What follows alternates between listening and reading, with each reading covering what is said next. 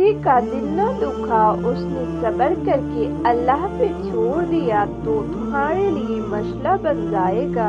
शिकवे तो बहुत थे मगर दिल बोलता है बेशक अल्लाह सब्र करने वाले के साथ है। बंदा जिस चीज से डरता है उससे दूर भागता है, लेकिन जब अल्लाह से डरता है तो उसके करीब आता है।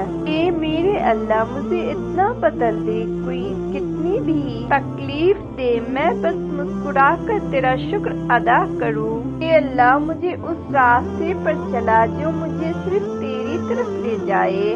हर हाल में अल्लाह का शुक्र अदा करना चाहिए। बेशक कुरान भी अल्हम्दुलिल्लाह से शुरू होता है। सुकून की जिंदगी का बस एक ही राज है जो अल्लाह ने दिया है, उस पर सब्र और शुक्र करना।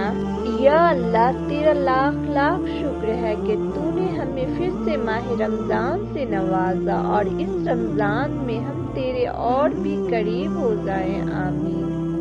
और हमारे खुश नसीब होने के लिए इतना ही काफी है कि हम हमारे नबी सल्लल्लाहु अलैहि वसल्लम की उम्मतों में से एक हैं। सबसे प्यारा अमाल हर वक्त अल्लाह का शुक्र अदा करना है।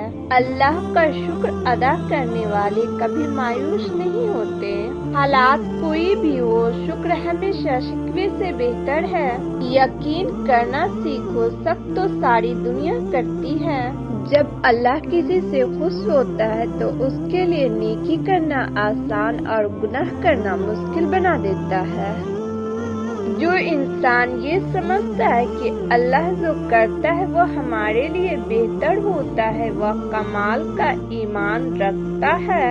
इस्लामिक वीडियो देखने के लिए मेरे चैनल को सब्सक्राइब करें। जज़ाकल्लाह खैर।